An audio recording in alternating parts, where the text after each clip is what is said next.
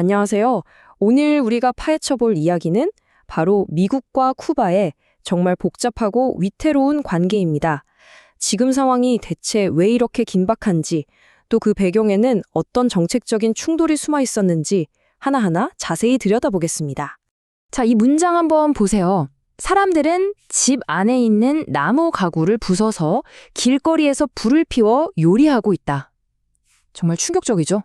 이게 바로 오늘날 수많은 쿠바 사람들이 마주한 현실을 아주 적나라하게 보여주는 말입니다. 그러니까 지금 쿠바의 위기는 그냥 어떤 정치적인 논쟁이 아니라 말 그대로 사람들의 생존이 걸린 문제라는 걸 이걸 꼭 기억하면서 오늘 이야기를 시작해야 할 것 같아요. 자, 그럼 먼저 오늘날 쿠바가 겪고 있는 위기부터 살펴보죠. 정책 내기를 하려면 지금 현장이 얼마나 심각한지부터 알아야 하니까요. 과연 쿠바는 지금 어떤 상황일까요? 보시는 것처럼 지금 쿠바의 경제 상황은 처참하다는 말로도 부족할 정도입니다. 소련이 무너졌을 때 이후로 최악의 위기라고들 하는데요. 하루에 14시간, 15시간씩 정전이 되는 건 일상이고요. 심할 땐 나라의 절반이 그냥 암흑에 빠져버립니다. 식량, 연료 부족은 말할 것도 없죠. 그런데 더 심각한 건 뭐냐면 1990년대 그 힘든 시기보다도 훨씬 더 안 좋은 상태에서 이 위기가 시작됐다는 거예요. 그러니까 사람들이 실제로 느끼는 고통은 상상 이상이라는 거죠. 자, 이런 상황을 워싱턴에서는 어떻게 보고 있을까요? 바로 이걸 기회로 보는 시각이 있습니다. 린지 그레이엄 상원 의원이 한 말, 이란은 무너지고 있고 다음은 쿠바다. 이 한마디에 다 들어있죠. 그러니까 쿠바의 위기를 미국의 외교적인 승리로 만들 수 있는, 어쩌면 정권을 바꿀 수도 있는 그런 시나리오로 보고 있다는 겁니다. 자, 그럼 이제 과거로 좀 돌아가 볼게요. 지난 10여 년간 미국의 대쿠바 정책이 어땠냐면요. 정말 극과 극을 오갔습니다. 마치 거대한 시계추가 이쪽 끝에서 저쪽 끝으로 왔다 갔다 한 것처럼요. 보시면 아시겠지만 이 두 접근법은 정말 하늘과 땅 차이입니다. 오바마 행정부의 생각은 이거였어요. 우리가 계속 악마 역할만 할 게 아니라 친근한 얼굴로 다가가서 교류하고 쿠바 내부에서부터 서서히 변화가 일어나게 만들자. 그런데 트럼프 행정부는요? 정반대였죠. 오바마가 열어놓은 거 다 되돌리고 제재로 경제를 있는 힘껏 쥐어짜서 정권이 두 손 두 발 다 들게 만들자. 완전히 다른 두 개의 철학이 정면으로 부딪힌 겁니다. 이 타임라인을 보면 그 거대한 흐름이 한눈에 들어옵니다. 1960년대 모든 걸 막아버리는 강력한 금수 조치로 시작했죠. 그러다 2015년 오바마 행정부가 극적인 해빙을 선언하며 관계를 정상화합니다. 부드럽게 변화를 유도하자는 거였죠. 근데 웬걸요? 2019년에 트럼프 행정부가 들어서면서 이걸 완전히 뒤집어버리고 훨씬 더 강력한 최대 압박으로 돌아갑니다.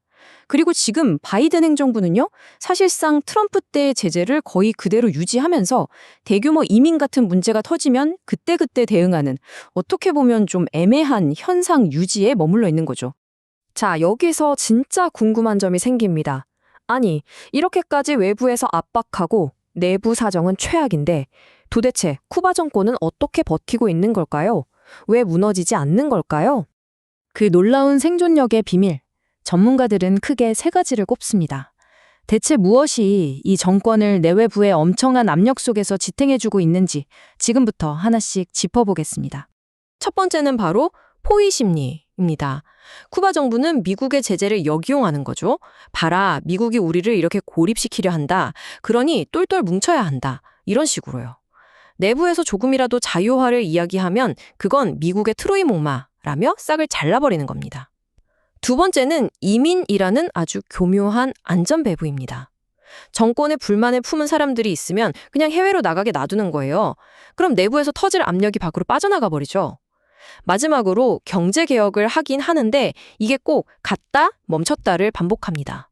뭔가 좀 열리는가 싶으면 다시 닫아버리고. 이러니 진짜 변화를 위한 동력이 생길 수가 없는 겁니다. 자, 이 숫자 좀 보세요. 85만 명. 이게 바로 2021년 이후에 미국으로 떠난 쿠바 사람들의 수입니다. 85만 명이요.